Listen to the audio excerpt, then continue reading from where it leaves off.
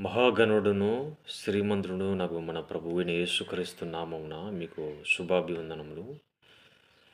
దేవుని శాసనాలు, దేవుని కట్టడలు, దేవుని విధులు, దేవుని ఆజ్ఞలు గైకొనుట ద్వారా మనకెంతో మేలు, క్షేమము ఉంటుంది ప్రియులారా. ఎందుకనగా దేవుని ధర్మశాస్త్రాన్ని, దేవుని వాక్యాన్ని, దేవుని కట్టడలు, దేవుని విధులు, దేవుని ఆజ్ఞలు గైకుంటే మనము పాపంలో పడిపోకుండా మనల్ని కాపాడుతాయి. చూడండి, దేవుని వాక్యానికి లోబడినప్పుడు, దేవుని వాక్యానుసారంగా బ్రతికినప్పుడు, దేవుని వాక్యానుసారంగా మనము లోబడి జీవించినప్పుడు, దేవుని శాసనాలు, కట్టడాలు, విధులు, ఆజ్ఞలు మనకు మేలు చేస్తాయి గానీ కీడు చేయవు. ఎప్పుడైతే మనము దేవుని వాక్యాన్ని మీరి, దేవుని శాసనాలు, కట్టడాలు, ఆజ్ఞలు మీరి ఎప్పుడైతే మనము తొలగిపోతామో అప్పుడు మన జీవితంలోకి, మనలోనికి పాపం ప్రవేశించడానికి అవకాశం ఉంటుంది. కాబట్టి ఆయన ఆజ్ఞలు భారమైనవి కావు. ఆయన కట్టడలు న్యాయమైనవి. ఆయన శాసనములు న్యాయమైనవి. ఆయన ధర్మవిధి న్యాయమైనది, యథార్థమైనది.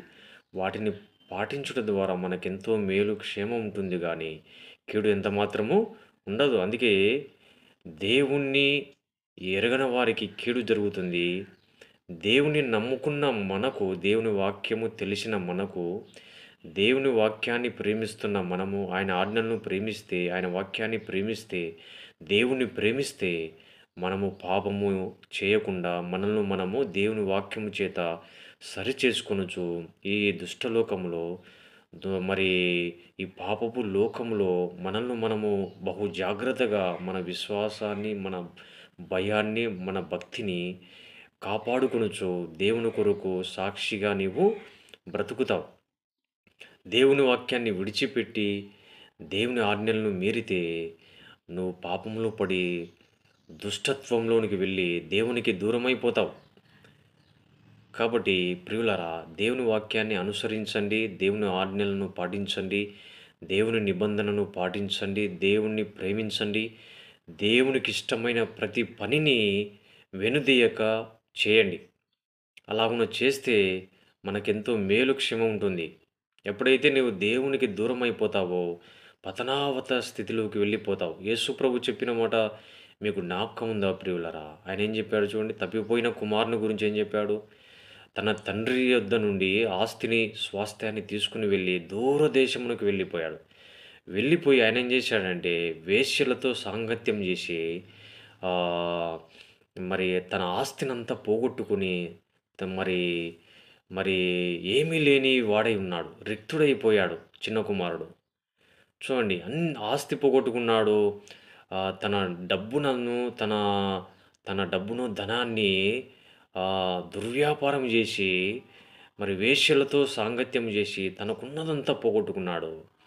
చివరికి అతనికి ఎవరు గూడా సహాయం చేయలేదు. ఎవరు గూడా మరి అతని పరిస్థితిని చూచి జాలిపడలేదు ప్రియులారా. చివరికి ఒక వ్యక్తి దగ్గరికి వెళ్తే ఆయన పందులు మేపడానికి ఆ వ్యక్తిని పెట్టాడు గానీ, అతనికి ఎటువంటి సహాయం గూడా చేసినట్టు గూడా మనము దేవుని వాక్యంలో చూస్తాం. అతనికి పందులు మేపడానికి వెళ్తున్నాడు. పందులు తినే పొట్టుతో తన ఆకలి తీర్చుకొనగోరాడు గానీ, అయితే అతనికి ఎవరు గూడా సహాయం చేయలేదు.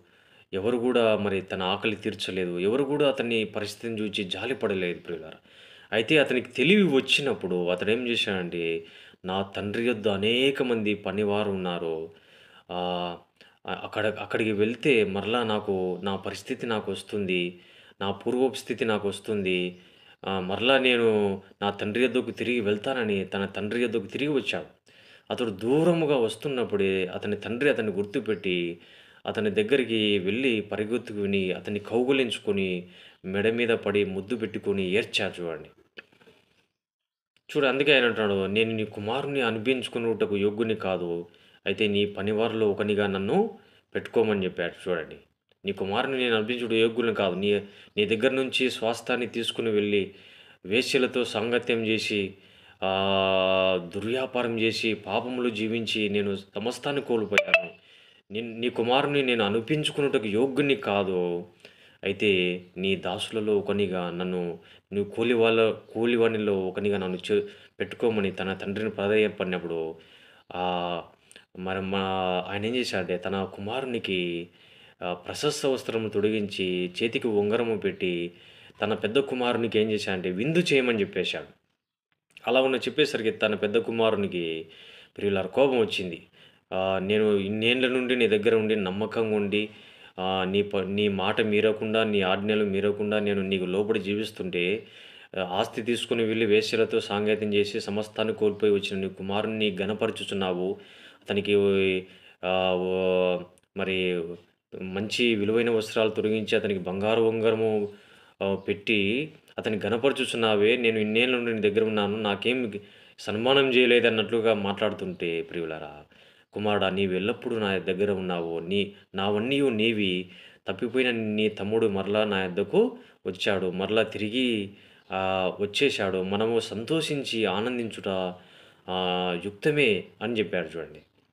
కాబట్టి సమస్తాన్ని కోల్పోయినప్పటికి గూడా ఆ చిన్న కుమారుడు తన తెలివి వచ్చినప్పుడు మారుమనసు పొంది మరలా తెలివి కలిగి మనుషుల వైపు చూడకుండా, లోకం వైపు చూడకుండా తన తండ్రి యొద్దకొచ్చాడు. కాబట్టి విశ్వాసులైన ప్రియులారా, మీలో ఎవరైనా తప్పిపోయి ఉంటే, పడిపోయి ఉంటే, మనుషులు మనుషులు ఏమనుకుంటారో, లోకం ఏమనుకుంటుందని భయపడవద్దు.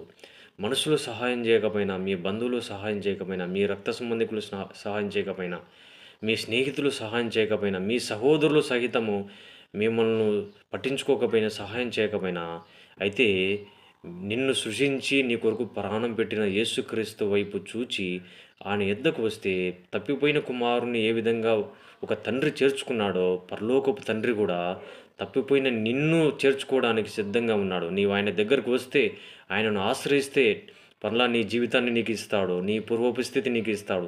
నిన్ను బాగు చేస్తాడు. పోగొట్టుకున్నవన్నీ నీకు మరలా ఇచ్చుటకు దేవుడు సిద్ధంగా ఉన్నాడు ప్రియులారా. కాబట్టి నీవు ఆయన యొద్దకు వచ్చి ఆయనను ఆశ్రయించి నీ తప్పులు ఒప్పుకుంటే ఆయన నిన్ను ఘనపరుస్తాడు, నిన్ను స్థిరపరుస్తాడు, నిన్ను బలపరుస్తాడు, నీకు సహాయం చేస్తాడు, నిన్ను క్షమిస్తాడు. నీ స్థితిని మరలా దేవుడు నీకు ఇస్తాడు ప్రియులారా. కాబట్టి దేవుని వాక్యం వింటున్న ప్రియులారా, ఈ వాక్యం మీకు నచ్చితే లైక్ చేసి, సబ్స్క్రైబ్ చేసి, షేర్ చేయండి. ఇంకా ముందున్న భవిష్యత్ కాలములలో జరగబోయే దినములలో, సంవత్సరములలో దేవుని వాక్యాన్ని కూడా మనము విశ్లేషించి సంభాషించుకుందాము. మన జీవితాలలో దేవుని గురించిన సంగతులు తలపోసుకుంటూ ఈ లోకంలో ప్రభువు వైపు చూస్తూ మనం ముందుకు సాగిపోదామని ప్రేమతో మీకు మనవి చేస్తున్నాను. God bless you.